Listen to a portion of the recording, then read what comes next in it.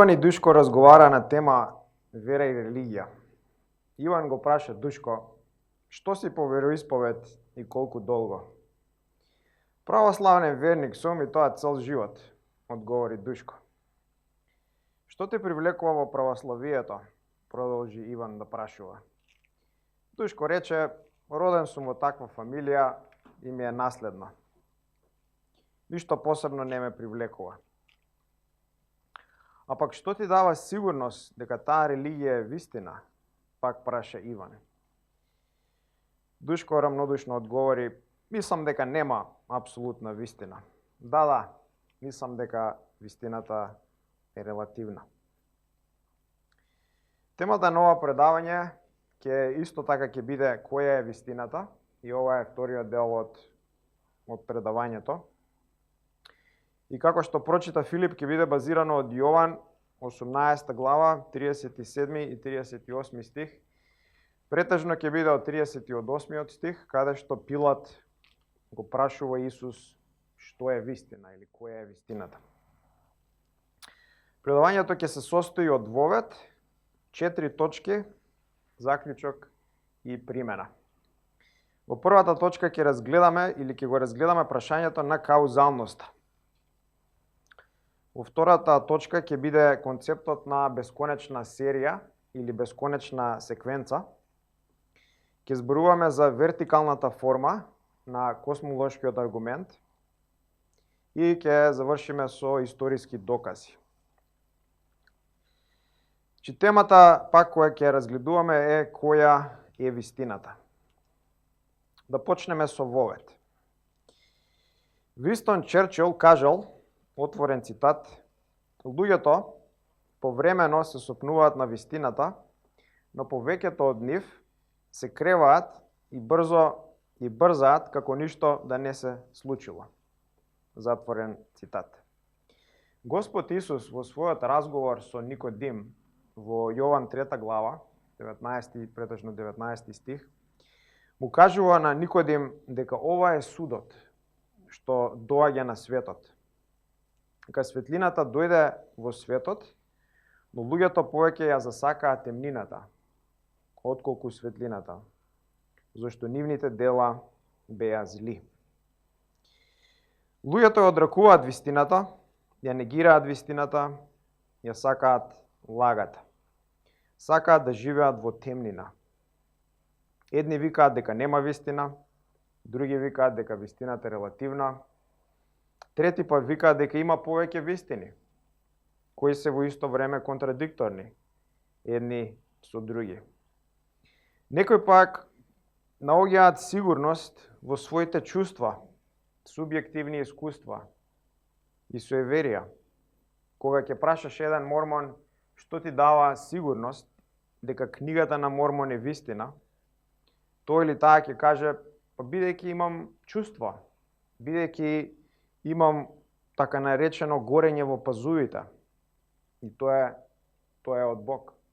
Впрочем, они и така кажуваат дека еве книгата на Мормон и доколку ти се молиш, Бог исто така ќе ти го даде тоа чувство на горење во пазувите. Ако прашаме еден хиндуист, истото ќе го каже за Кришна. Дека наводно има чувства и субјективни искуства дека тоа е вистина. Истото ќе го каже еден будист, дека има чувства. Но до објективна вистина не се доаѓа преку субјективни чувства, искуства или суеверија, туку се доаѓа преку објективни докази и анализи. И многу е жално да видиме многу луѓе, милиони луѓе кои не ја познаваат вистината, кои живеат во темнина, кои живеат во грев и се изгубени. И на крај, за жал, ќе ја дознаат вистината, но ќе биде премногу доцна и ќе ја дознаат на многу страшен начин.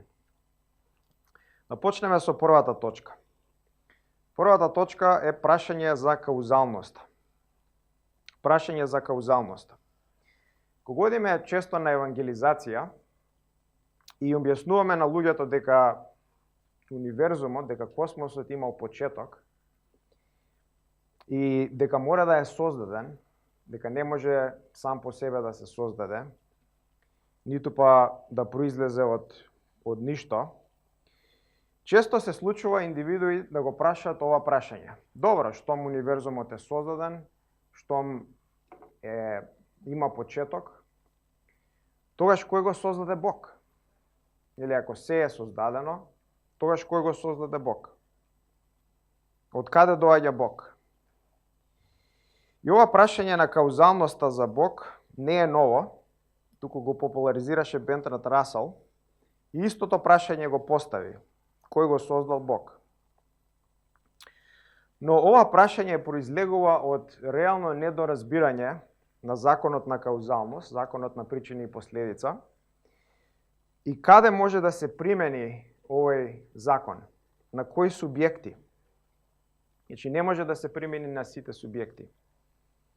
Законот на каузалност не кажува дека на се му е потребна причина или кауза, туку на се што има почеток, на се што е создадено, на се што е настанато, потребна му е кауза или причина.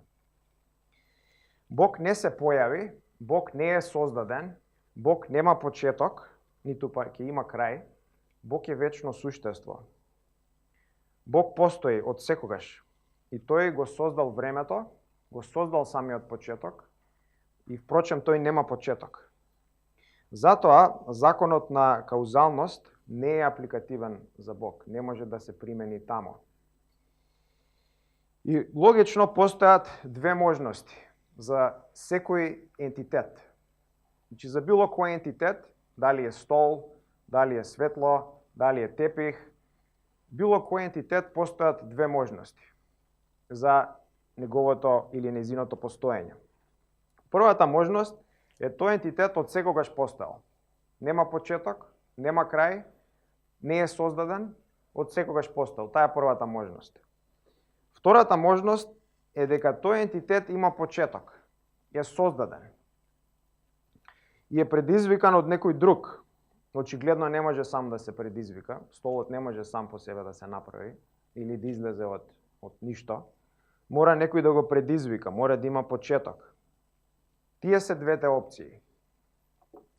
И од природните науки, или како што видовме претходниот пат, од првиот закон на термодинамика, од вториот закон на термодинамика, од општата теорија на релативност, знаеме дека универзумот и се што е во него почнал да постои, е создаден, има почеток, не е вечен. Тогаш ако универзумот е создаден како ентитет, се што е надвор од универзумот или тој што е надвор од универзумот мора да е вечен и да не е предизвикан и да е врзан за својствата на овој простор, време, материја, универзум. Значи, таа е првата точка. Да заклучиме дека законот на каузалност, основниот закон каде што се е базирано, научните науки и другите науки се базирани на причина и последица. Нашите логични размислувања се базирани на причина и последица. Значи, на законот, овој закон на каузалност не е апликативен за Бог. Бог е вечен и нема почеток. Така да никој не го создал Бог. Втората работа, или втората главна точка што ќе разгледаме ова утро е концептот на бесконечна секвенца, на бесконечна серија. И овој ќе биде малце технички дел, бидејќи ова тема или овој поим или овој концепт на бесконечна секвенца, иако во 19 век беше популаризирана како теоријата на стабилна состојба или steady state на универзумот, нели, каде што учеше дека универзумот е вечен, дека нема почеток, дека нема крај, дека од секогаш бил суштински ист, како денес и ќе продолжи така за секогаш. И иако денес популаризирана не е steady state теоријата, туку е Big Bang космологијата или теоријата на почетокот на универзумот, ова поим или овој концепт на бесконечна секвенца или бесконечна серија наоѓа примена во популарни теории како мултиврс теоријата и квантум флуктуации теоријата. каде што се учи дека има универзумот е реално или позадината на универзумот е некој тип на бесконечна секвенца или бесконечна серија. Ајде да разгледаме неколку примери на овој концепт. Дали овој концепт на бесконечна серија или секвенца навистина прави смисла и дали може да се аплицира реално во нашиот физички универзум. Првиот пример ќе го земеме од самото време. И овде имам една линија представено и како што може да видите има 4 правоаголници на линијата. Последниот правоаголник од десно представува денес. Значи овие правоаголници представуваат еден момент или еден ден во оваа линија. Линијата се протега на лево и представува историјата во минатото. А како што напоменав, коцките или правоаголниците представуваат еден ден. Значи правоаголникот од десно представува денес, тој пред него представува вчера, тој пред него представува завчера и така натака. Значи е како собир на правоаголници кои се протегат во минатото. И оваа линија представува време, кој представува нашето време. Едно прашање што би сакале да се прашаме е ако оваа линија се протега во минатото во бесконечност. Значи нема крај. Се протега во бесконечност. Прашањето е дали ќе дојдеме ние до нејзиниот завршеток. Завршетокот е денес, така? Последниот правоаголник е од лева страна. Од десна страна. Значи, одговорот е нема никогаш да дојдеме до денес, до последниот правоаголник, бидејќи има бесконечен број на моменти, бесконечен број на денови пред денес. И никогаш нема да дојдеме до денес. Ако почнуваме во вечноста, почнуваме во минатото, а минатото нема почеток. Е бесконечно. Покрај тоа, исто така не може да додадеме ништо на нешто што е бесконечно. Така ќе остане бесконечност. Но утре ќе додадеме уште еден ден на оваа линија. Утре ќе биде друг правоаголник, друг ден. Што значи може да заклучиме дека времето создадено од одредени моменти не е бесконечно, туку е конечно, туку има почеток и ќе има крај. Тоа е првиот пример од времето, што ни кажува дека времето представено како вечна бесконечна секвенца е нелогично, не прави никаква смисла. Вториот пример е примерот на џамлии. Значи, замисли, имам бесконечен број на џамлии кај мене и сакам да ти дадам неколку. И ти да имаш, ти немаш, и сакам да ти дадам неколку. Впрочем, да кажеме дека сакам да ти ги дадам сите џамлии на тебе. Значи, имам бесконечен број на џамлии и сакам да ти ги дадам сите. Ако ти ги дадам сите, ти тогаш ќе имаш колку џамлии? Ќе имаш бесконечен број на џамлии, а ќе имам 0. Така, ќе немам ништо. И математички, ако го представиме тоа, би изгледало вака, нели? Јас имам бесконечен број на џамлии минус џамлиите што ти ги давам на тебе, останувам со 0 џамлии. Така? Ова е математичко представување на првиот случај. Вториот случај е како можам ја да ти дадам бесконечен број на џамлии? И ако ти ги дадам сите непарни или парни, еве ти ги дадам сите парни џамлии, за мене остануваат сите непарни. Така, сега јас имам исто така бесконечен број на џамлии и сега и ти имаш бесконечен број на џамлии. Така? Математички, ако го представиме тоа, би изгледало вака. Нели, имам бесконечен број на џамлии, сите парни ти ги давам на тебе, останувам со сите непарни И на крај останувам со бесконечност, така? Бесконечен број на џамлии или безброј број на џамлии. Трет начин е да ти дадам бесконечен број на џамлии е ако ти ги дадам, например, сите џамлии што се над бројот 5. Така, ти ќе имаш пак бесконечен број на џамлии, јас ќе имам само 4 останато. И математички, ако го представиме исто тоа, ево имаме математичари кај нас, тоа би изгледало вака, така?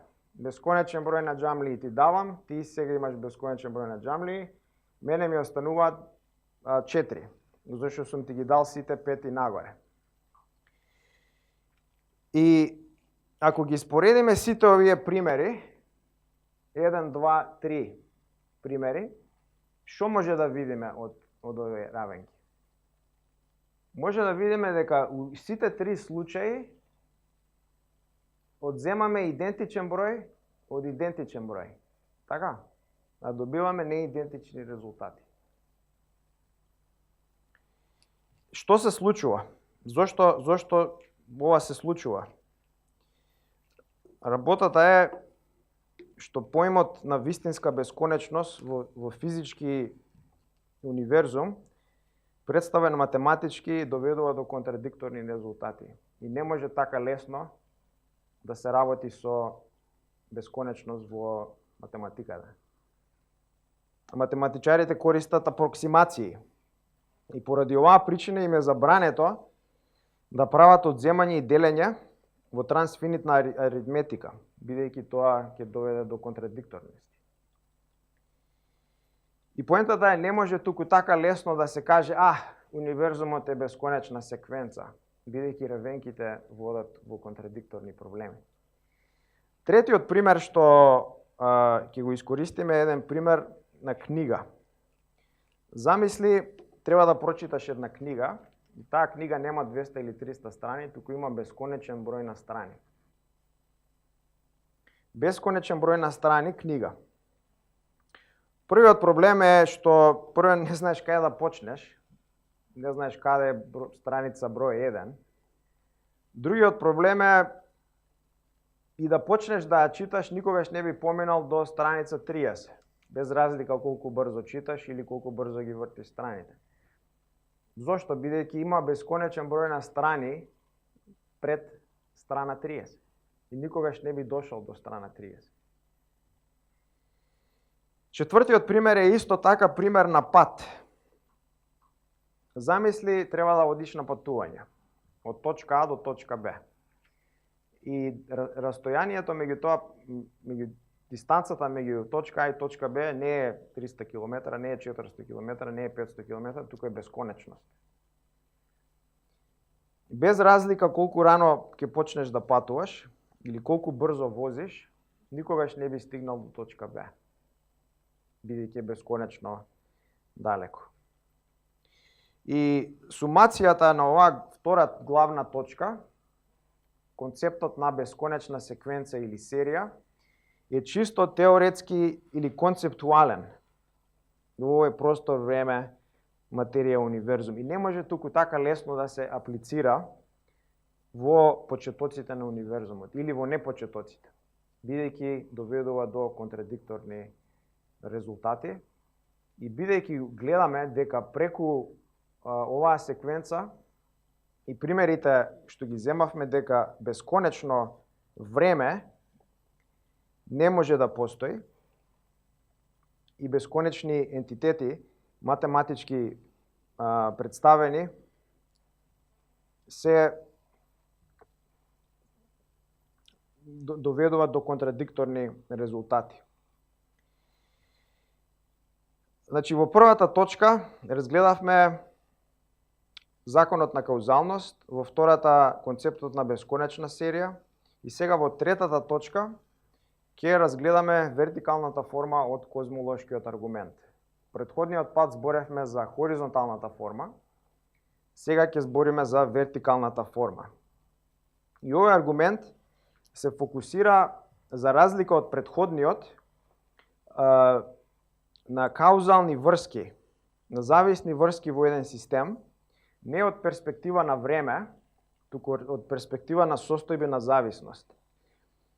Овој аргумент потекнува иницијално од Аристотел и е доста разработен од Томас Аквајнтас. И вертикалната форма е исто така дедуктивен филозофски аргумент, кој се основа на две премиси, некогаш има три премиси, зависи како е формулирана, но овде ќе разгледаме две премиси и еден заклучок.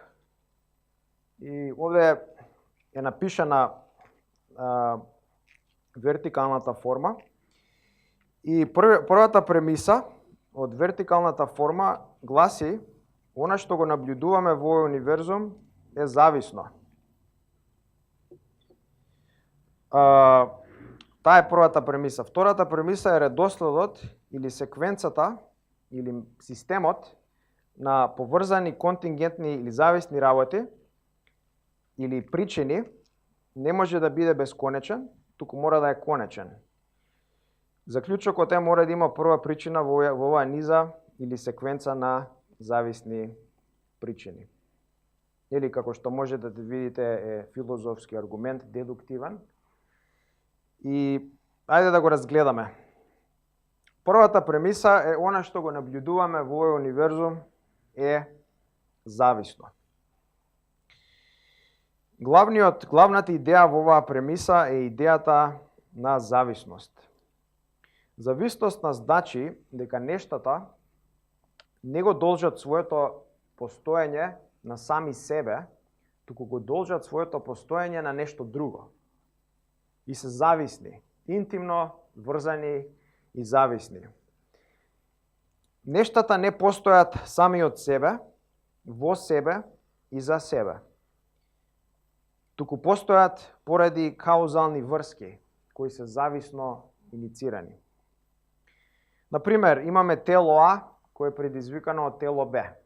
Тело Б е предизвикано од тело С. Тело С е предизвикано од тело Д. Имаме еден систем, една мрежа, една низа на зависност. Сегде каде што гледаме.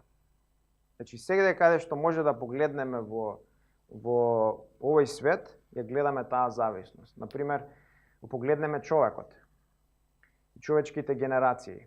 Значи, една човечка генерација е продукт и е каузално зависна од друга човечка генерација, така? Една човечка генерација генерира друга генерација.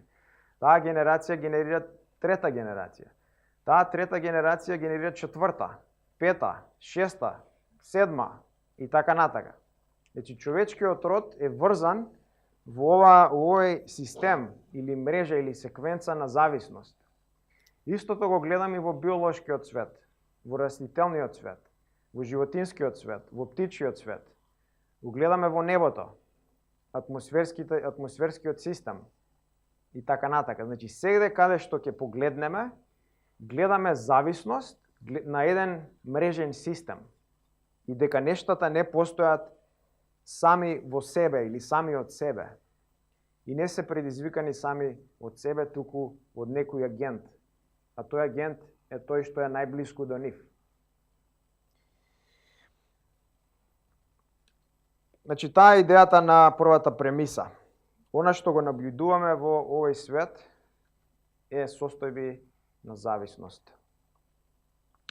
Втората премиса е редоследот, секвенцата, серијата или низата во овој систем што го наблюдуваме на поврзани контингентни или зависни причини не може да биде бесконечна, туку мора да е конечна.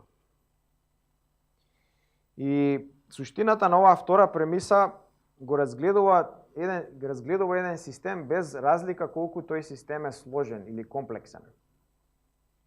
Значи, истите закони се апликативни и тука.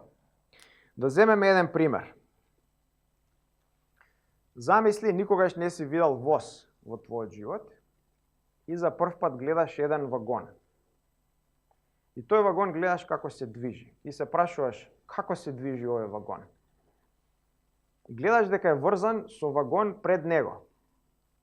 И гледаш дека тој пред него е исто така врзан со друг вагон пред тој вагон. и гледаш низа од вагони кои се движат. И не можеш да видиш каде е почетокот. Многу гледаш тој вагон каде што си фокусиран. И прашањето е, ако во оваа низа на вагони, кои се врзани едни со други,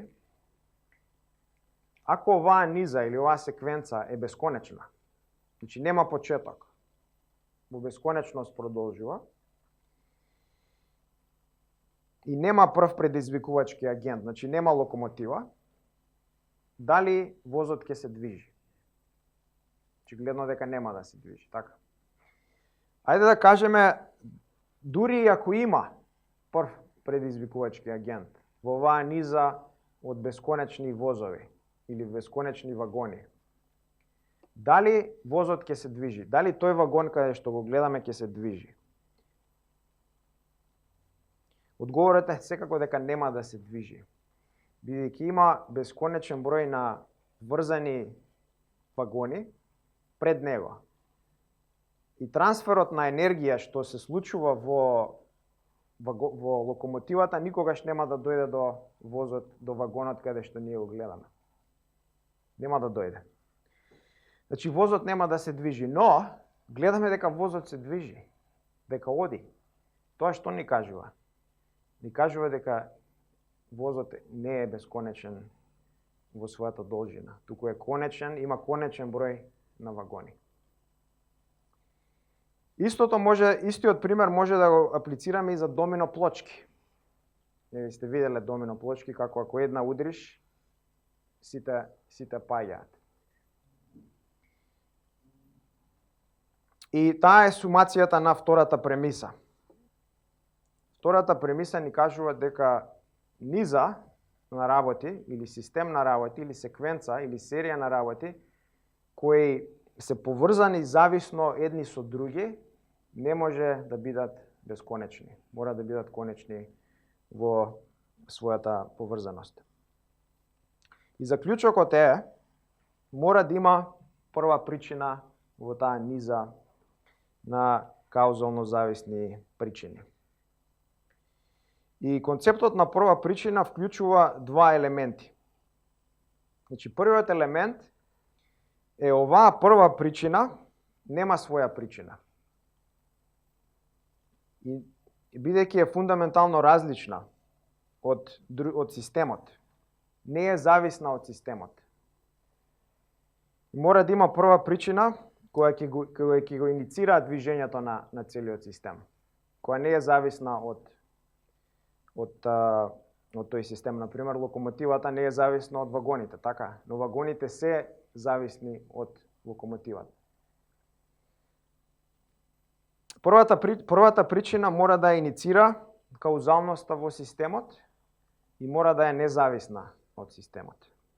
И вториот елемент ја дефинира врската во системот. Значи, локомотивата ја диктира врската како се движи секој вагон во возот. И поентата на овој аргумент, иако е од перспектива на зависни каузални врски во еден систем, ни кажува дека ако ова возот и сите други примери кои ги земавме, доминото, времето, е микроскопски пример од универзумот на глобално ниво. Значи, универзумот е една голема системска врзана секвенца и се во него.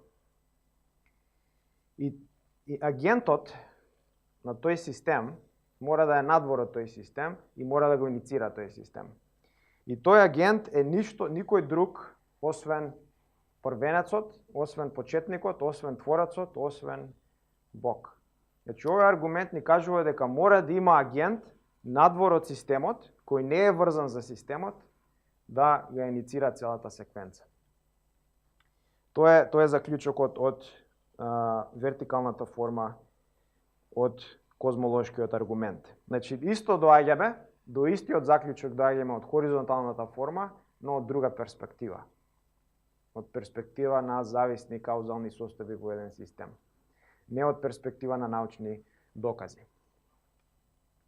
И сега, следното прашање што сакаме да прашаме е кој е овој Бог? Кој е овој Творец? Која е вистината за Него? Бидејќи, и тоа ќе ни биде четвртата точка, историски докази, бидејќи, како што кажавме претходниот пат, Творец кој е надвор од системот, ако е надвор од универзумот, мора да биде бесконечен, мора да биде семоќен, мора да биде насекаде, мора да е невидлив и така натака. И овој Творец е представен од три главни монотеистички религии: ислам, христијанство и јудеизам. Сега прашањето е кој од овие религии, кој од овие главни монотеистички религии е вистина, бидејќи очигледно не може трите да бидат вистина у исто време. Мора да биде една. И може да кажеме во оваа четврта последна точка е дека никој од овие религиозни лидери, значи основачите, основоположниците на овие религии, како Мојсија на еврејството, Мухамед на исламот, не тврдел дека е Бог, освен Исус. Или Исус е основоположник на христијанството. И никој не тврдел дека е Бог, освен Исус. Но ајде да отидеме подалеку. Ајде да ги земеме, да ги анализираме сите религиозни лидери и сите нивни учења. Да ги земеме сите религиозни лидери што некога живееле. Значи, земи Кришна, земи Буда, земи Мухамед, Далај Лама, Джозеф Смит и така натака.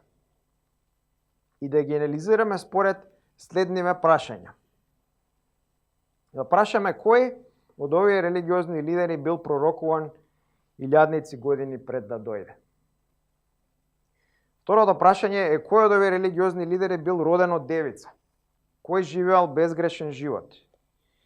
Кој правил чуда од типот на воскреснување на луѓе мртви со денови, растење на раце нозе, давање очи на слепи, слух на глуви, смирување уригани со збор, лечење на неизлечиви болести со збор и допир? Кој од овие религиозни лидери го правил тоа? Кој опростувал гревови? Кој ја пророкувал својата смрт неколку пати? Кој го пророкувал своето воскресение неколку пати?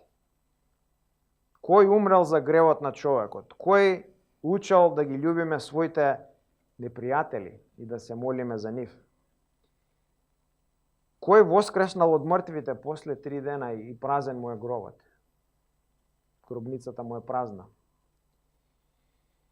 Кој тврдел дека е Бог, креаторот на универзумот, дека дошол меѓу луѓето? Кој се појавувал на луѓе 40 дена после воскресението? Кој се вознесел во небото после воскресението? И кој е обожуван и славен како Бог веќе 2000 години? И кој радикално менува животи?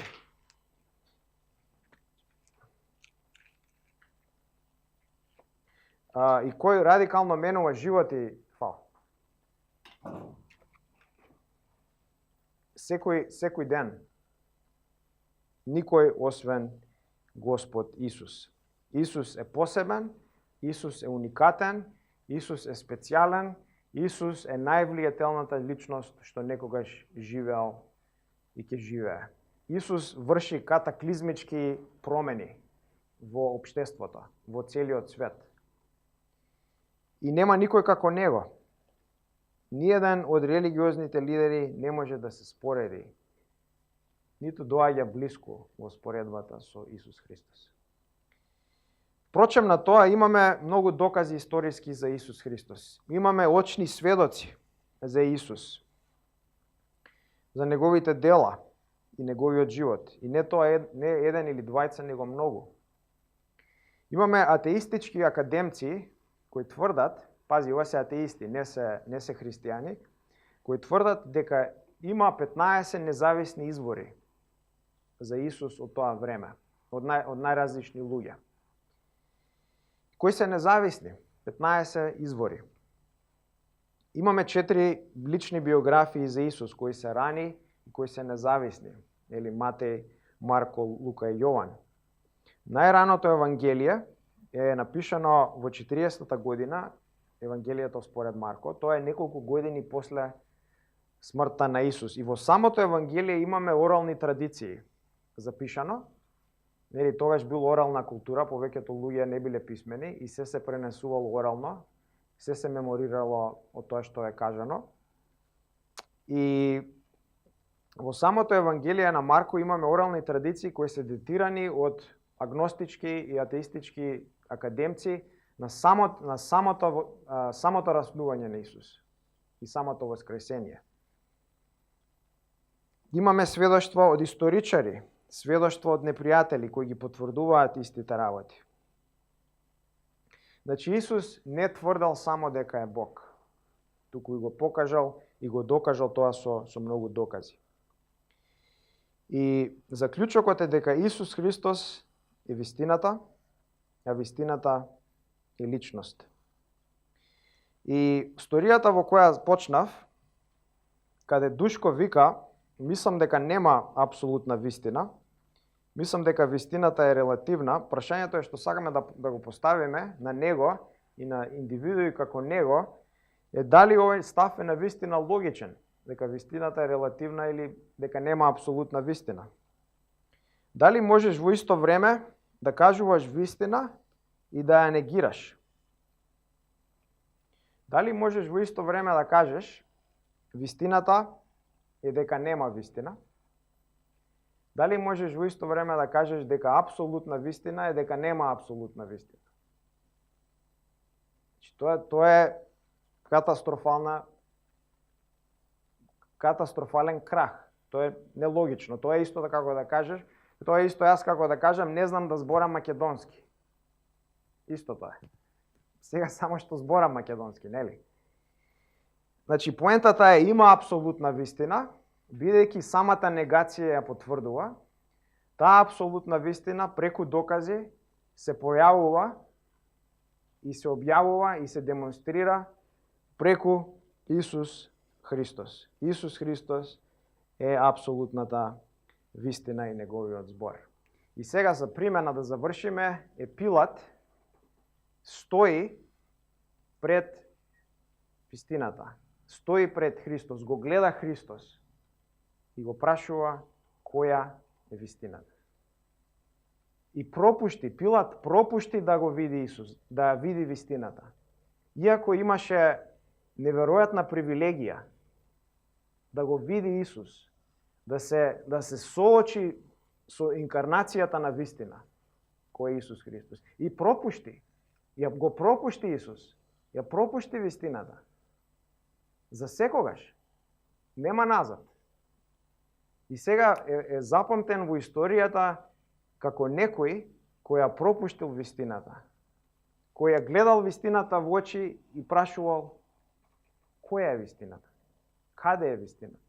Човече, ја гледаш вистината.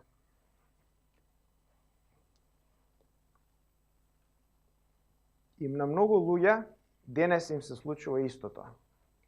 Го гледаат Исус во неговиот збор, го гледаат Исус, ја гледаат вистината во неговиот збор и ја пропуштаат.